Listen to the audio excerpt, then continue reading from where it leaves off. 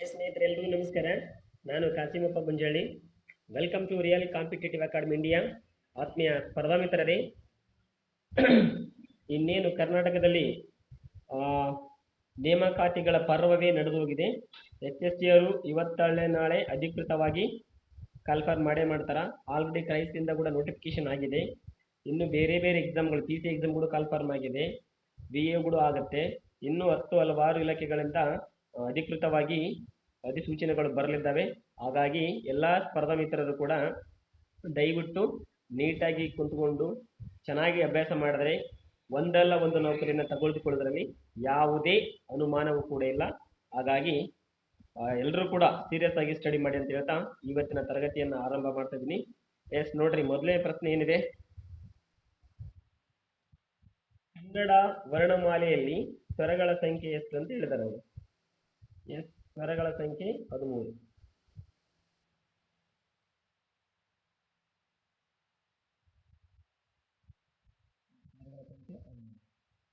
Next ನೋಡ್ರಿ, ಮುಂದಿನ ಪ್ರಶ್ನೆ,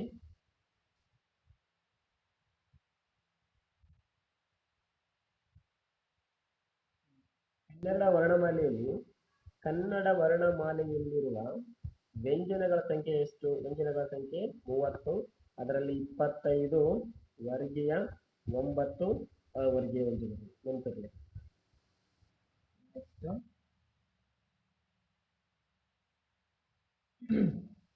ಕೆಳಗಿನವುಗಳಲ್ಲಿ ಸ್ವರ ಯಾವುದು? ಕ ವ್ಯಂಜನ ಅಲ್ಲ, ಟ ವ್ಯಂಜನ ಅಲ್ಲ, ಅ ವ್ಯಂಜನ. ಅ ಏನಿದೆಯಲ್ಲ, ಇದು ಸ್ವರ. ಮೋ ಕೂಡ ವ್ಯಂಜನ ಆಗುತ್ತೆ. ಆಯ್ಕೆ ಸಿ ಸರಿಯಾದಂತ ಉತ್ತರ. ನೋಡಿ,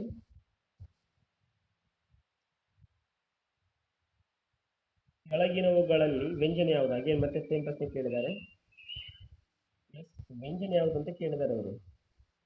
ಈ ಸ್ವರ, ಸಾರಿ, ಈ ಏನಿದೆಯಲ್ಲ ಸ್ವರ ಅಲ್ಲ, ಇದು ಊಡ ಸ್ವರ, ರೋನು ಸ್ವರ, ಸ್ವಲ್ಪ ಮೇಲೆ ಎಸ್ ಆನ್ಸರ್ ಸಿಗುತ್ತೆ ನಮ್ಗೆ. ಗ ಏನಿದೆಯಲ್ಲ, ಇದು ವ್ಯಂಜನ. ಮುಂದಿನ ಪ್ರಶ್ನೆ,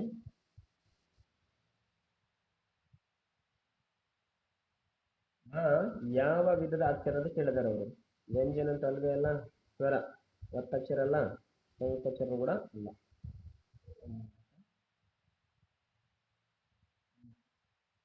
ನೋಡ್ರಿ,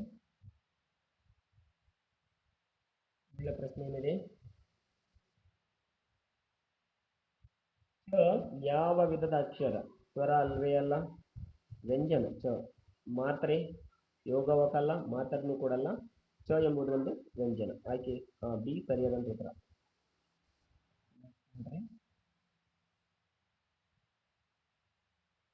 ಅವು ಯಾವುದು? ವ್ಯಂಜನ ಅಲ್ಲ, ಸ್ವರ, ಒತ್ತಕ್ಷರ ಅಲ್ಲ, ಯೋಗವಾಕನು ಕೂಡ ಅಲ್ಲ. ಬಿ ಸರಿಯಾದಂತ ಉತ್ತರ.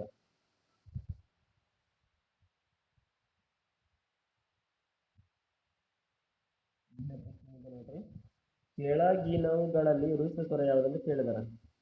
ಕರೆಕ್ಟ್, ಋಷ ಸ್ವರ. ದೀರ್ಘ ಸ್ವರ, ಈ ದೀರ್ಘ ಸ್ವರ, ಋಷ ಸ್ವರ ಯಾವುದು? ಸಿ ಸರಿಯಾದಂತ ಉತ್ತರ. ನೋಡಿ, ಕೆಳಗಿನವುಗಳಲ್ಲಿ ದೀರ್ಘ ಸ್ವರ ಕೇಳಿದಾರೆ ಅವರು. ದೀರ್ಘ ಸ್ವರ, ಈ ಋಷ ಸ್ವರ ಅಲ್ಲ, ಊ ಋಷ ಸ್ವರ, ಈ ದೀರ್ಘ ಸ್ವರ ಸರಿಯಾದ ಉತ್ತರ. ಮತ್ತೆ ರೂ ಕೂಡ ಏನಾಗುತ್ತೆ, ಇದು ಋಷ ಸ್ವರ ಆಗುತ್ತೆ. ಅವ್ರು ಕೇಳಿರೋದು ದೀರ್ಘ ಸ್ವರ. The right answer is option C.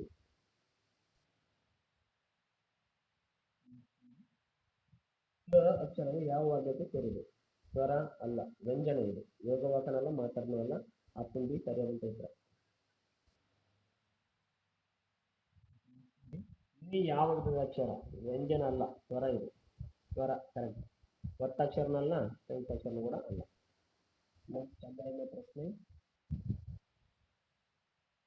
ಕೆಳಗಿನವುಗಳಲ್ಲಿ ವ್ಯಂಜನ ಯಾವುದು ಅಂತ ಕೇಳಿದ್ದಾರೆ ಅವರು.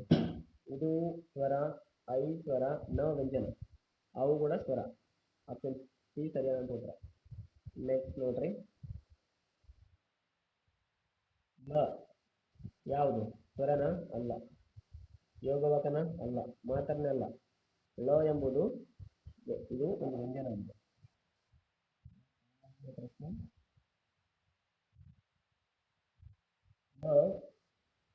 ಗೆ ದೀರ್ಘ ರೂಪ, ದೀರ್ಘ ರೂಪ ಆಗುತ್ತೆ. ಆಪ್ಷನ್ ಸಿ ಸರಿಯಾದ.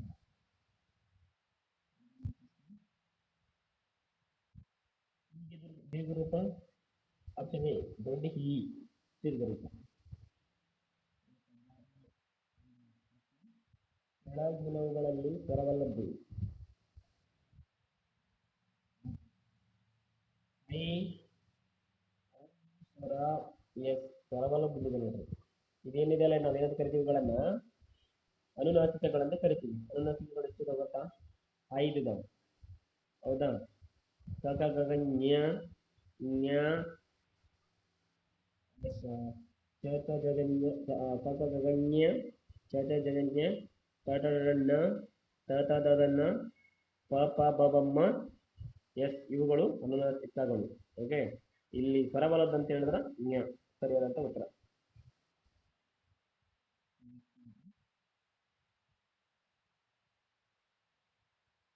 ಬ ಯಾವ ವಿಧದ ಅಕ್ಷರ ಅಂತ ಹೇಳ್ತಾರೆ ಅವರು. ವ್ಯಂಜನ ಬ ಮಾತನಲ್ಲ, ಮಾತನಲ್ಲ, ಸ್ವರನಲ್ಲ. ನೆಕ್ಸ್ಟ್ 12ನೇ ಪ್ರಶ್ನೆ. ಕನ್ನಡ ವರ್ಣಮಾಲೆಯ ಮೊದಲ ಸ್ವರ ಯಾವುದು ಅಂತ ಕೇಳ್ತಾರೆ ಅವರು. ಸರಿಯಾದ ಉತ್ತರ ಆಪ್ಷನ್ ಬಿ ಅ.